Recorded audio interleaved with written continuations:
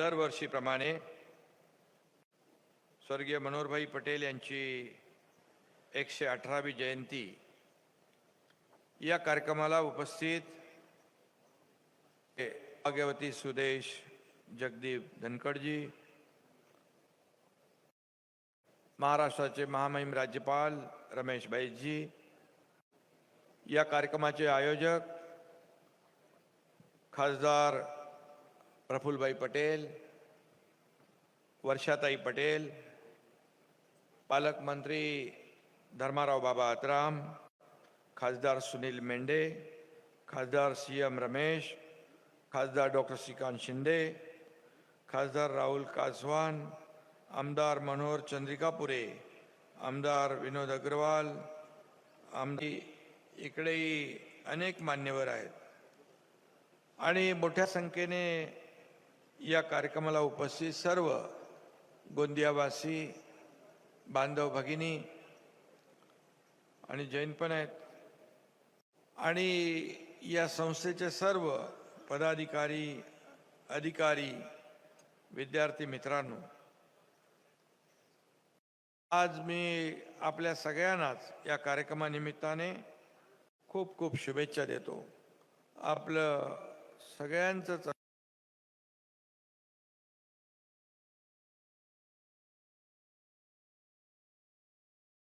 अभिनंदन करतो. प्रफुल्लभाई दरवर्षी हा कार्यक्रम आयोजित करतात आणि या कार्यक्रमाला हजारो लोक या कार्यक्रमामध्ये सहभागी होतात.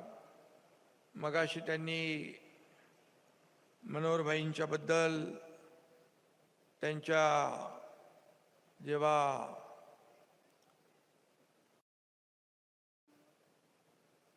अंत्यविधीचा त्यांनी मगाशी आणि त्यावेळेस जो लोक महत्त्वाचा आहे, आपण समाजाला काहीतरी देणं लागतो या भावनेने मनोहरभाईंनी काम केलं आणि अशा मोठ्या संस्था म्हणजे शून्यातून विश्व निर्माण करण्याचं काम मनोहरभाईंनी केलं. तर बऱ्याचशा सोप्या गोष्टी झाल्यात, परंतु त्या अतिशय कठीण परिस्थितीमध्ये, प्रतिकूल परिस्थितीमध्ये अशा संस्था उभं करणं म्हणजे आपल्या संस्थेमध्ये या भागातल्या मुलांना चांगलं शिक्षण मिळालं पाहिजे, त्यांचं आयुष्य बदललं पाहिजे या भावनेने या संस्था उभ्या झाल्या. आणि म्हणून शिक्षा, दृढ़ संकल्प, समर्पण, त्याग करना सिखाती है. जीवन में क्या गलत क्या सही का पाठ पढ़ाती है. बढ़ेगा भारत,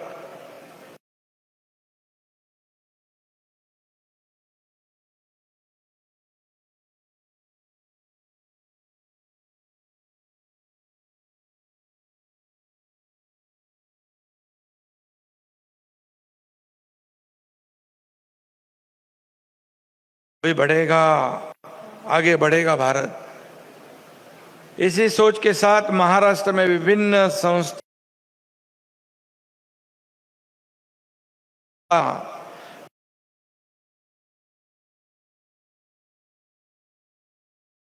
के माध्यम से शिक्षा का यज्ञ शुरू हुआ है.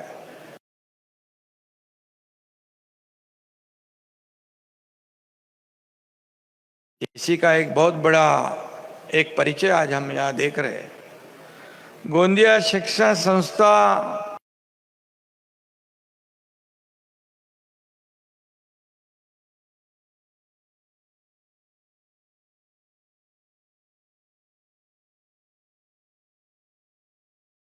भी 50 वर्षों से एक तपस्वी के रूप में शिक्षा का कार्य कर रही है. इसका मुझे भी गर्व है, अभिमान है. महाराष्ट्र का एक खुशहाल और प्राकृतिक संपदा से संपन्न जिला गोंदिया में हमारे आदरणीय उपराष्ट्रपति जी का मैं हृदयपूर्वक स्वागत करता हूँ. महाराष्ट्र की जनता की ओर से एक भी विशेषज्ञ है, एक कुशलता और सभी लोगों को साथ में लेने का जो उनका व्यवहार है वो दिखाई पड़ता है।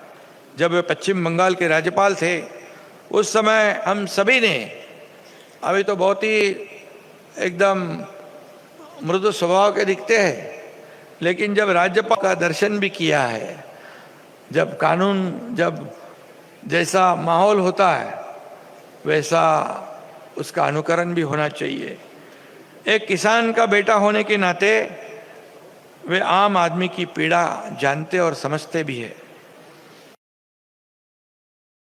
एक छोटे से गांव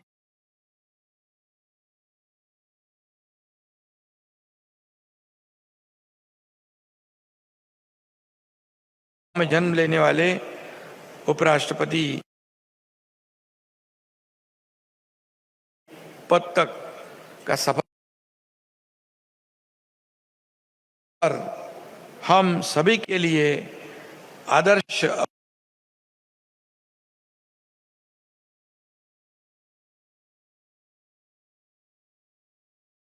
और प्रेरणादायी है। उनकी मौजूदगी मात्र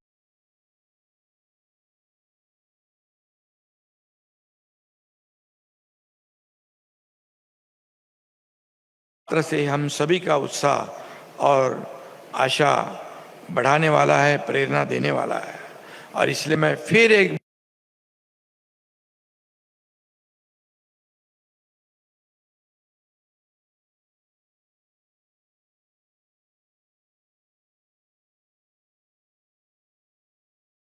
बार आप सभी की तरफ से हमारे आदरणीय उपराष्ट्रपति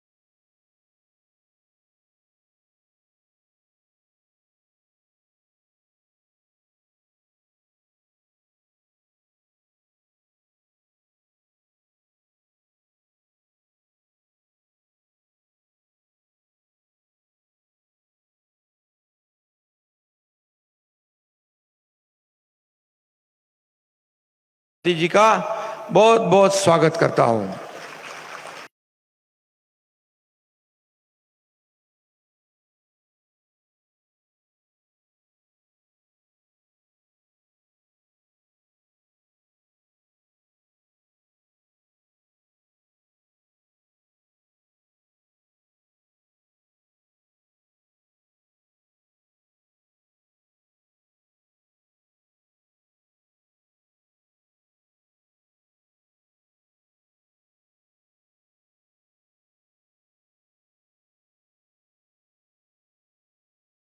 पूर्व विदर्भ में कृषि और शिक्षा के क्षेत्र में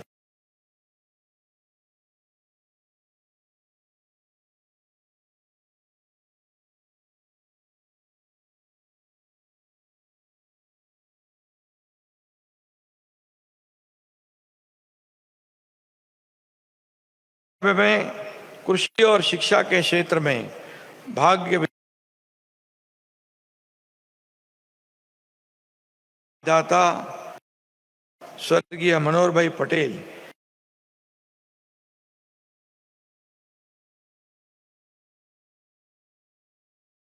इनके स्मृति को भी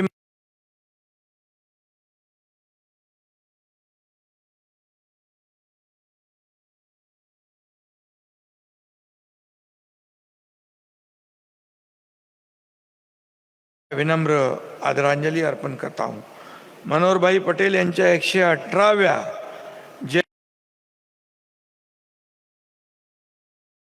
जयंतीनिमित्त आयोजित सर्व कार्यक्रमाला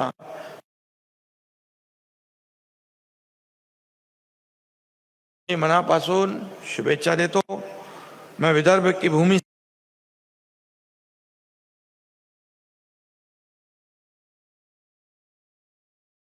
से कई सालों से जुड़ा हूं।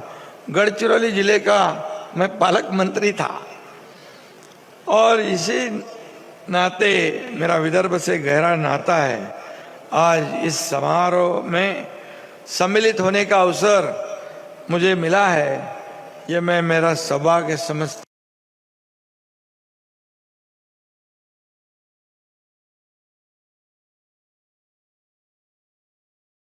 हूं। इस कारण मनोहर भाई जी व्यक्तित्व की ऊंचाई और उनके कार्य के प्रति आदर प्रकट करने का, उन्हें नमन करने का भी अवसर मिला है, ऐसा मैं मानता हूँ। गोंदिया जिला एक ऐसा जिला है जब महाराष्ट्र की भूमि पर सबसे पहले सूरज की किरणों का आगाज होता है। ये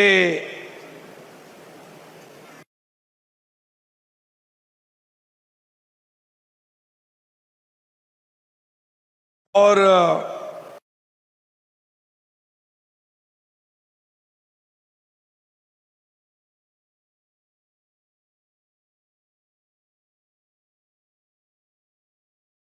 सूरज की भूमि है, रोशनी देने वाली और अंधकार को मिटाने वाली भूमी आहे। अब या भूमीतूनच महाराष्ट्रात सूर्याची किरणे पहिले पाऊल टाकतात। या निमित्ताने गोंदियाच्या भूमीलाही मी वंदन करतो। महाराष्ट्र पर छत्रपति शिवाजी महाराज के आशीर्वाद की छत्र छाया है। उन्होंने महाराष्ट्र को स्वराज्य और स्वाभिमान की विरासत दी है आणि म्हणून आपण छत्रपती शिवाजी महाराजांचं नाव घेतल्यानंतर अंगावर रोम रोम उभे राहतात। त्यांचा आदर्श डोळ्यासमोर ठेवून आपण आपल्या राज्याचा कारभार करतोय। आणि म्हणून ऐसे महाराष्ट्र में शिक्षा और कृषि एवं अन्य क्षेत्रों अनेक महानुभावों ने अपने कार्य का परिचय दिया है। मनोहर भाई जी ने अपनी मेहनत बड़ा योगदान दिया है और ये सब जानते हैं आप। आज आपण या शिक्षण संस्थेच्या प्रांगणामध्ये भंडारा गोंदिया जिल्ह्यातील गुणवंत विद्यार्थ्यांचा आपण सन्मान केला। त्यांनी जे काही कौशल्य दाखवलंय त्याचा सन्मान करणं ही समाजाची आणि काळाची गरज आहे। त्यामुळे आणखी प्रोत्साहन मिळते, इतर लोकांनाही प्रेरणा मिळते। आणि म्हणून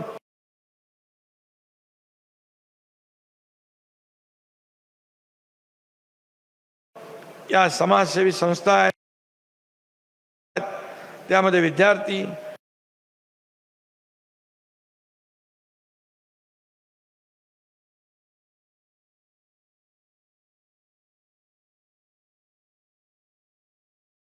शेतकरी, ज्येष्ठ पत्रकार, उत्कृष्ट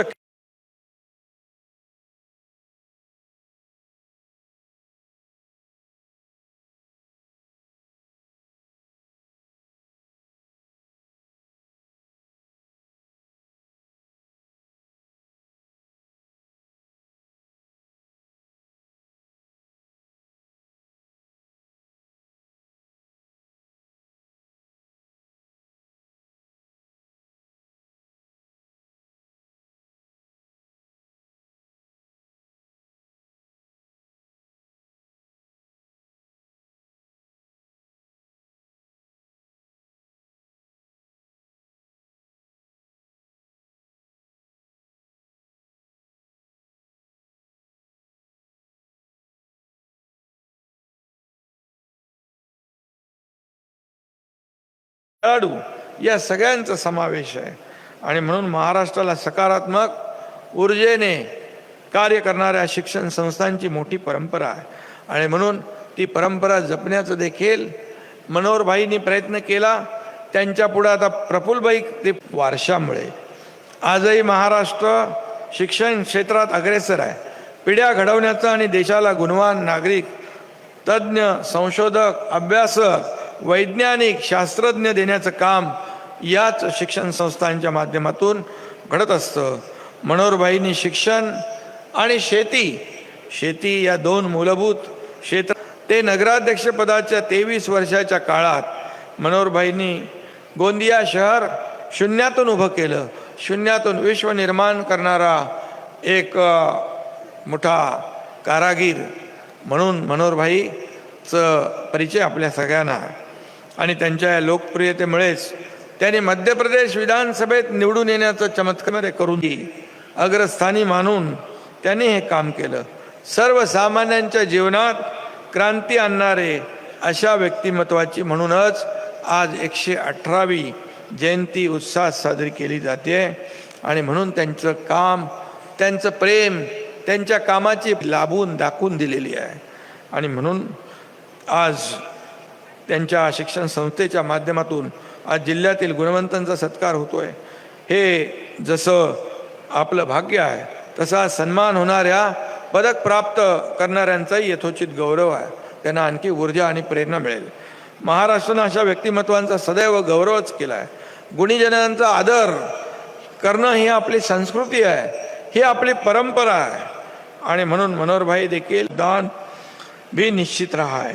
ऐसी संस्था के निर्माण में उनकी नींव रखने में अपना पूरा जीवन समर्पित करने वालों के प्रति भी हमें कृतज्ञ रहना चाहिए. इस समारोह से यह भी प्रेरणा लेनी चाहिए. मैं फिर एक बार आदरणीय मनोहर भाई जी को, स्मृति को, उनके मेरा हृदयपूर्वक नमन करता हूँ और वंदन करता हूँ. और आपने प्रफुल्ल भाई ने बोला था कुछ त्यांच्या उन्हीं के नाम का भवन, नगरपालिका भवन बना रहे हैं. उसके लिए प्रफुल्ल भाई ने कहा है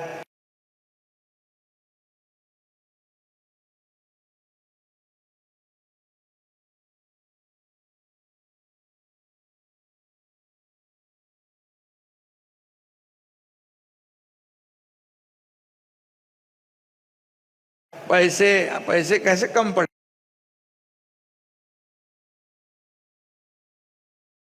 अरे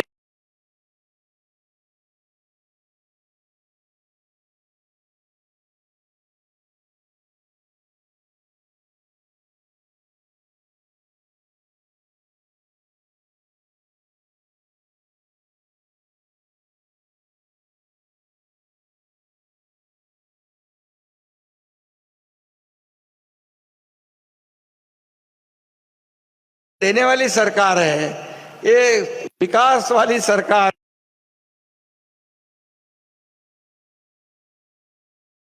है. और ये लेने वाली सरकार नहीं, ये देने वाली सरकार है.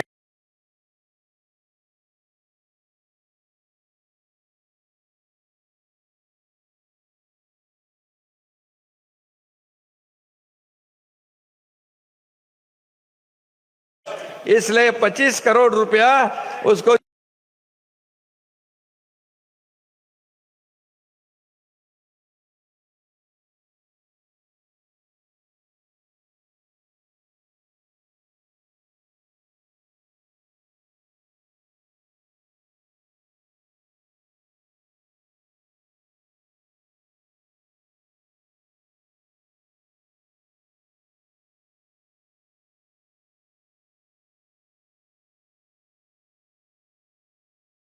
लगने वाले हैं.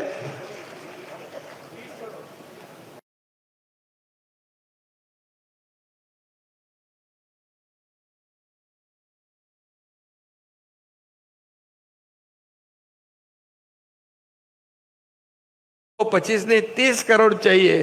अब मुख्यमंत्री के सामने बात रखने के बाद मुख्यमंत्री तो ना बोलने वाला है ही नहीं. तो इस काम के लिए 30 करोड़ रुपया का प्रावधान निश्चित रूप से बहुत बहुत धन्यवाद जाएगा. जोरदार तालियों से हम स्वागत करें माननीय मुख्यमंत्री महोदय का. मैं स्वागत करता हूं. धन्यवाद. जय हिंद, जय महाराष्ट्र. जोरदार तालियों से माननीय लोकशाही मराठी ऐका, पहा, जागरूक रहा.